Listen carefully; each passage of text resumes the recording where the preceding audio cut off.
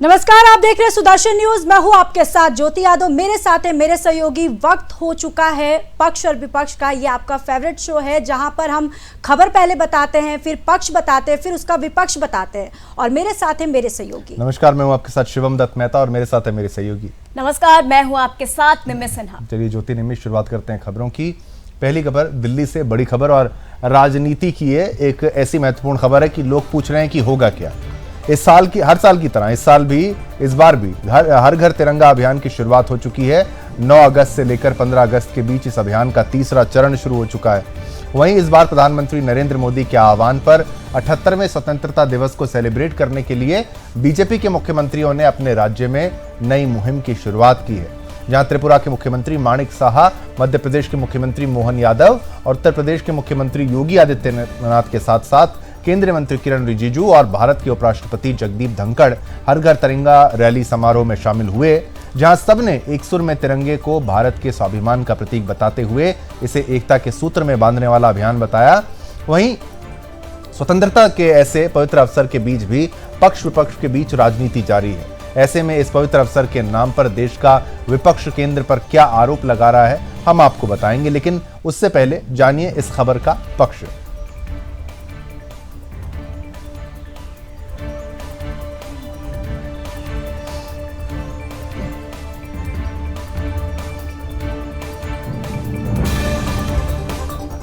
तो चलिए खबर का पक्ष जान लेते हैं। 78वें स्वतंत्रता दिवस के इस शुभ अवसर पर प्रधानमंत्री नरेंद्र मोदी के आह्वान पर आयोजित किए गए हर घर तिरंगा अभियान में आज उत्तर प्रदेश के मुख्यमंत्री योगी आदित्यनाथ नजर आए, जो अपने मंत्रियों के साथ इस तिरंगा रैली में शामिल हुए। वहीं इस रैली के दौरान जनता को संबोधित करते हुए मुख्यमंत्री योगी आदित्यनाथ ने कहा कि पीएम मोदी के आह्वान पर इस वर्ष प्रदेश सरकार ने तिरंगा को 4.5 करोड़ घरों तक पहुंचाने के प्रत्येक संकल्पों को अपने हाथों में लिया है। मैं बीजेपी के सभी पदाधिकारियों और कार्यकर्ताओं का हृदय से अभिनंदन करता हूं, जिन्होंने पीएम मोदी के संकल्प के साथ जुड़ते हुए भारत के इस राष्ट्र के प्रति आन बान शान के प्रति तिरंगा को हर घर तक पहुंचाने के सहभागी बन रहे हैं। इस अवसर पर जो उत्साह दिखाया जा रहा है, ये नए भारत को दर्शाता है और तिरंगा एक भारत श्रेष्ठ भारत का भी प्रतीक है। आज हम सब इस तिरंगा यात्रा में शामिल हो रहे हैं। अब इस खबर का विपक्ष क्या कहता है वो आपको बताएंगी मेरी सहयोगी निम्मी। और प्रधानमंत्री मोदी जी के आह्वान पर इस वर्ष उत्तर प्रदेश सरकार ने हर घर तिरंगा को 4.5 करोड़ घरों तक पहुंचाने के बृहद संकल्प को हाथ में लिया है। मैं भारतीय जनता पार्टी के अपने सभी पदाधिकारी और कार्यकर्ताओं का हृदय से अभिनंदन करता हूं कि उन्होंने प्रधानमंत्री मोदी जी के संकल्प के साथ जुड़ते हुए भारत के इस राष्ट्र के प्रतीक आन बान और शान के प्रतीक तिरंगा को हर घर तक पहुंचाने के संकल्प में सहभागी बन रहे हैं।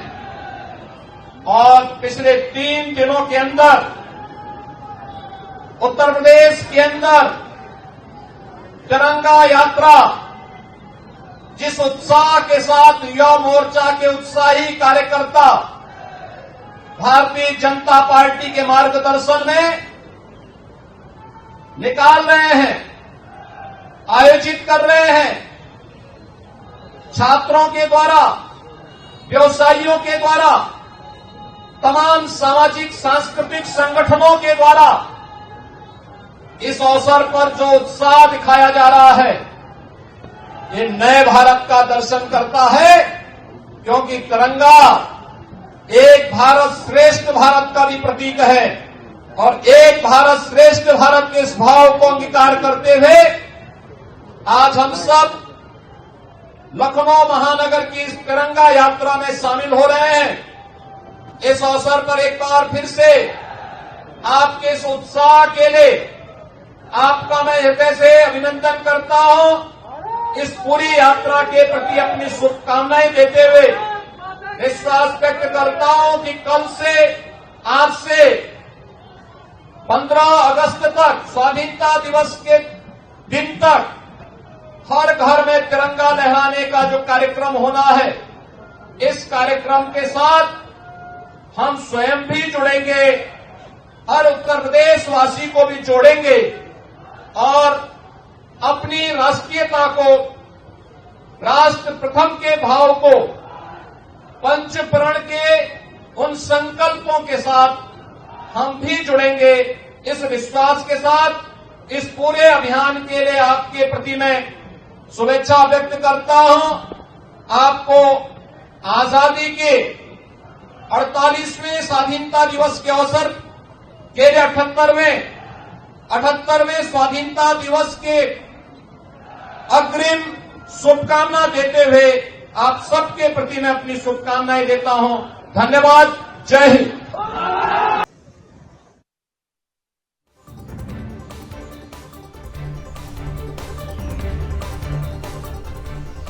तो चलिए अब इस खबर का विपक्ष आपको बताते हैं। और नरेंद्र मोदी के आह्वान पर आयोजित किए गए हर घर तिरंगा अभियान में एक ओर जहां देश के अनेकों राज्यों में तिरंगा यात्रा निकाली जा रही है, तो वहीं दूसरी ओर ऐसे अवसर भी देश का विपक्ष अपनी राजनीति से बाज नहीं आ रहा है, जिस अवसर का जिक्र करते हुए दिल्ली के पूर्व उप मुख्यमंत्री मनीष सिसोदिया ने कहा कि ये बहुत दुर्भाग्यपूर्ण है कि स्वतंत्रता के ऐसे पवित्र अवसर पर तुच्छ राजनीति खेली जा रही है। मैं अखबारों में पढ़ता रहता हूं कि जब ठग सुकेश पत्र लिखता है तो तिहाड़ के अधिकारी उसे एलजी को सौंप देते हैं और एलजी उस पर कार्रवाई करते हैं, लेकिन जब दिल्ली के निर्वाचित मुख्यमंत्री पत्र लिखते हैं तो एलजी तिहाड़ के अधिकारियों को पत्र भेजने से रोक देते हैं। यदि मुख्यमंत्री ने स्वतंत्रता दिवस के संबंध में पत्र लिखा है तो एलजी कार्यालय को केवल डीजी कार्यालय को फोन करना है और उसे भेजने के लिए कहना है, लेकिन उनका स्वतंत्रता दिवस से कोई लेना देना नहीं है। यानी कि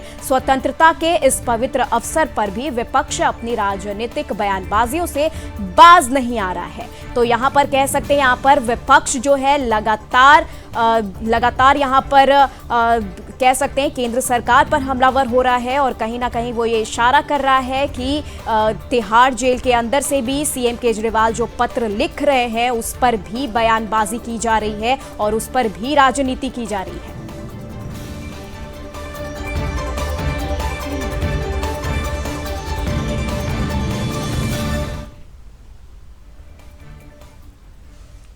टुच्ची पॉलिटिक्स हो रही है और वो भी क्या, मैं अखबारों में पढ़ता रहता हूँ कि कोई जेल में बंद एक बहुत महाठग है, सुकेश नाम है उनका शायद, उनकी चिट्ठी जब लिखी जाती है, वो कोई चिट्ठी लिखते हैं, सुकेश चिट्ठी लिखता है तो वो तिहाड़ प्रशासन भी बाकायदा एलजी साहब को सबमिट करता है और एलजी साहब भी बाकायदा उस पर एक्शन लेते हुए कार्रवाई करते हैं जो भी है। और जब दिल्ली के चीफ मिनिस्टर चुने हुए चिट्ठी लिखते हैं तो तिहाड़ प्रशासन भी और एलजी साहब तिहाड़ प्रशासन को कहते हैं खबरदार जो अगर इनकी चिट्ठी भेजी। और जब सुकेश चिट्ठी लिखते हैं तो मुझे लगता है पूरा का पूरा एलजी ऑफिस इंतजार करता होगा, अरे भाई एक एक सेकंड भारी पड़ रहा है, सुकेश जी की चिट्ठी कहाँ है, हमारे सुकेश जी की चिट्ठी कहाँ है। तो सुकेश जी की चिट्ठी पर जिन एलजी साहब को इतना मोहब्बत, इतना प्रेम उबरता है और उसकी एक एक शब्द को वो ब्रह्म वाक्य मानते हुए, सत्य मानते हुए, उस पर जिसे कहते हैं ना, सुकेश जी की चिट्ठी को देख के उनकी बाछें खिल जाती हैं, उनका रोम रोम पुलकित हो उठता है एलजी साहब का। केजरीवाल जी की चिट्ठी को भी मंगा लेते भाई, कहाँ है। स्वतंत्रता दिवस तो बहुत महान अवसर है, उसके बारे में अगर दिल्ली के सिटिंग सीएम ने एक चिट्ठी लिखी है तो उनके ऑफिस को एक डीजी ऑफिस में फोन ही करना था, भाई सुना है केजरीवाल जी ने चिट्ठी लिखी है, कहाँ है, वो भेज दो। पर नहीं, इनको ना स्वतंत्रता से कोई लेना देना है, ना इनको देश से कोई लेना देना है। इनके तो प्रेमी लोग सुकेश जी जैसे लोग हैं।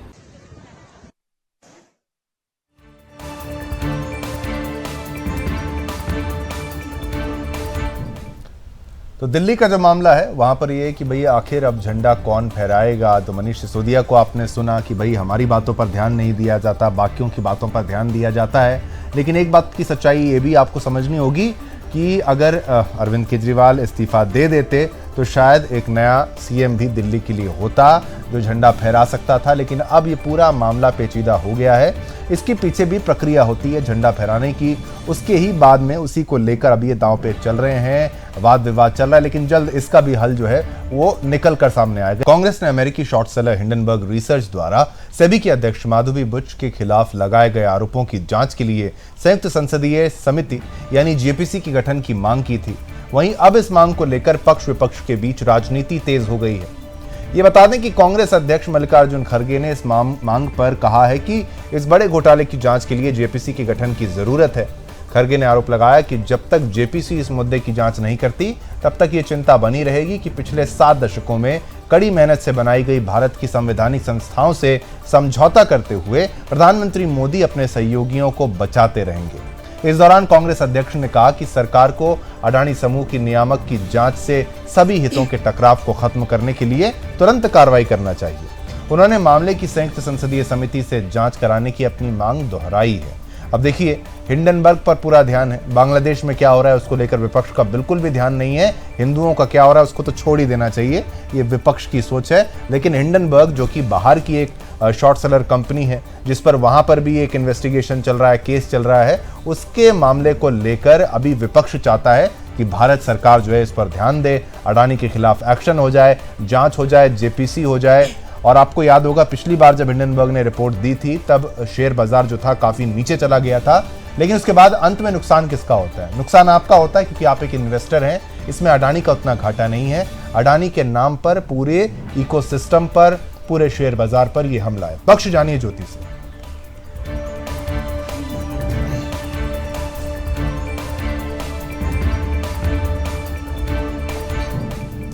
तो चलिए खबर का पक्ष जान लेते हैं। कांग्रेस की मांग पर पार्टी के संगठन महासचिव केसी वेणुगोपाल ने आरोपों को बहुत गंभीर बताया और प्रधानमंत्री नरेंद्र मोदी पर इस मामले पर अडानी का समर्थन करने का आरोप लगाया।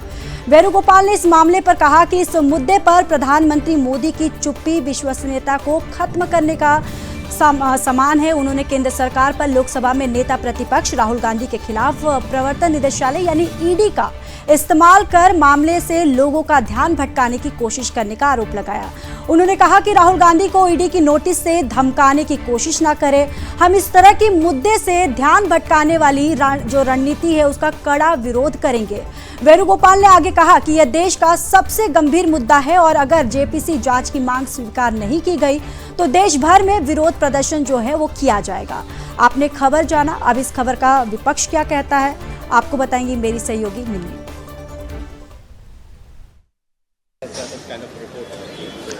It was a really shocking situation when the SEBI chairperson itself is involved in this entire episode. Is really shocking for the country at all. We are demanding for a JPC inquiry on it. Earlier also we demanded a JPC inquiry. Finally, Supreme Court has given a verdict. But I think that Supreme Court also misled.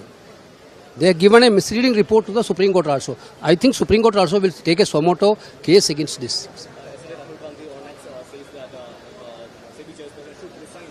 Immediately, without any delay, the country is expecting that without any delay, SEBI chairperson has to resign from the post.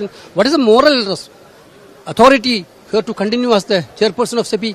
Because now the credibility of the SEBI is totally eradicated. And how can she continue as the chairperson? No, we are exploring all the possibilities. Definitely, we will put forward for national-wide agitation or demanding JPC inquiry.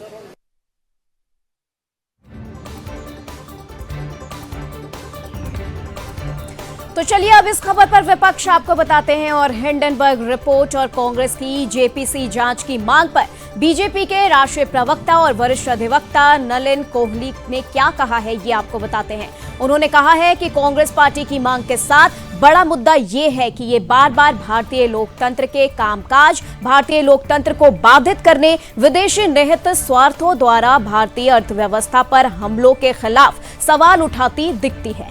Hindenburg के मामले में जब पहला आरोप आया तो वो supreme court गया, वहां कुछ भी नहीं मिला। दूसरा आरोप सामने आता है और तुरंत राहुल गांधी और कांग्रेस उस पर कूद पड़ते हैं और जेपीसी की मांग करने लगते हैं। जब राफेल मुद्दे पर भी यही हुआ था, इसलिए कहीं ना कहीं कांग्रेस पार्टी और उसके नेतृत्व को अब ये विचार करना होगा कि क्या वे भारत के खिलाफ अंतर्राष्ट्रीय निहित स्वार्थों के हाथों में मोहरे बन रहे हैं और क्या वे अपनी राजनीति के लिए संसदीय लोकतंत्र को बाधित कर रहे हैं। तो ये बड़ा सवाल यहां पर खड़ा हो रहा है।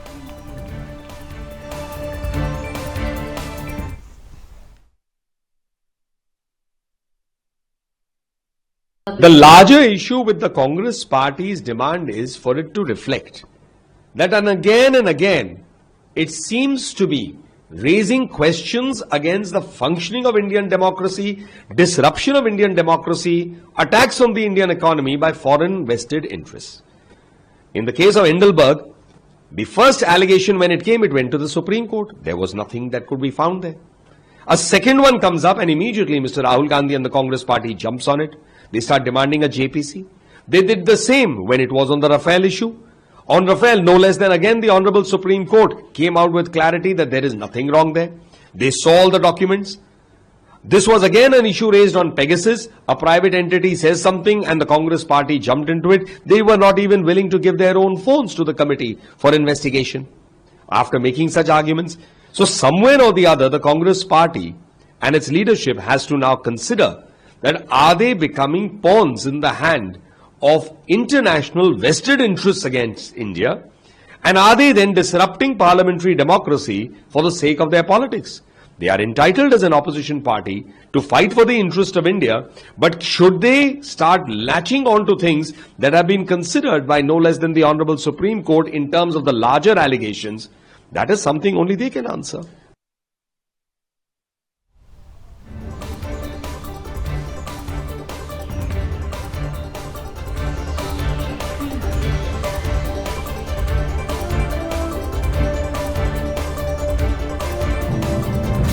चलिए, कोलकाता के आरजीकर मेडिकल कॉलेज में महिला डॉक्टर से हुई हैवानियत पर पूरे देश के चिकित्सक गुस्सा हैं। आपको बताएं कि दिल्ली, रांची, जयपुर सहित देश के अलग अलग हिस्सों में डॉक्टर्स सड़कों पर है। सभी एक सुर में आरोपी के खिलाफ सख्त कार्रवाई की मांग कर रहे हैं। ममता सरकार इस रेप के बाद हत्याकांड मामले में बैकफुट पर है। बीजेपी इस केस की जांच सीबीआई को सौंपने को कह रही है, तो वहीं सीएम ममता आरोपी को फांसी दिलवाने की बात कह चुकी हैं। इस बेहद गंभीर मामले में कानूनी कार्रवाई के साथ राजनीति भी अपने खेल को खेल रही है। मामला कलकत्ता हाईकोर्ट भी पहुंच गया। कलकत्ता हाईकोर्ट की मुख्य न्यायाधीश ने आज अदालत में कहा कि जिस प्रिंसिपल ने नैतिक जिम्मेदारी लेते हुए इस्तीफा दिया, उसे दूसरे सरकारी कॉलेज का प्रिंसिपल कैसे बनाया जा सकता है। अदालत ने आज दोपहर 3 बजे तक उनसे छुट्टी का आवेदन देने को कहा है, नहीं तो अदालत उनके पद छोड़ने का आदेश जारी करेगी। अदालत ने यह भी कहा है कि वह एक प्रशासनिक पद पर हो सकते हैं, लेकिन उनसे सबसे पहले पूछताछ की जानी चाहिए थी। अदालत ने राज्य के वकील से भी पूछताछ की है कि आप उनका बचाव क्यों कर रहे हैं। उनका बयान दर्ज करें, उन्हें जो कुछ भी पता है उन्हें बताना है, बताने दें। मुख्य न्यायाधीश की खंडपीठ ने मामले की केस डायरी आज दोपहर 1 बजे तक अदालत में दाखिल करने का भी निर्देश दिया था। अब इस पूरे मामले पर राजनीति अपने चरम पर है।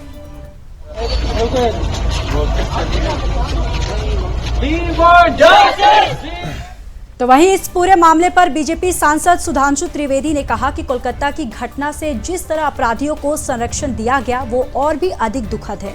जिस तरह से प्रिंसिपल को 24 घंटे के भीतर किसी अन्य कॉलेज के प्रिंसिपल के रूप में फिर से नियुक्त किया गया, वो बंगाल सरकार के संरक्षण को दर्शाता है।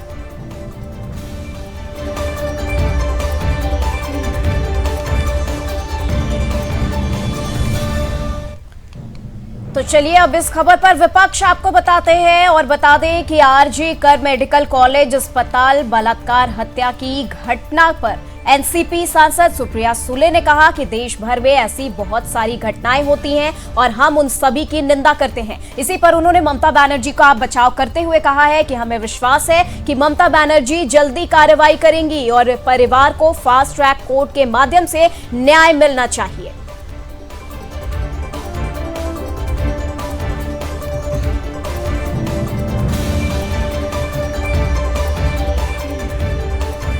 चलिए, इसी के साथ पक्ष विपक्ष में इतना ही। मुझे यानी शिवमदत्त मेहता, मेरे साथ ज्योति और निमी, हम तीनों को आगे दीजिए। हम सभी की तरफ से आप सभी को जय जय।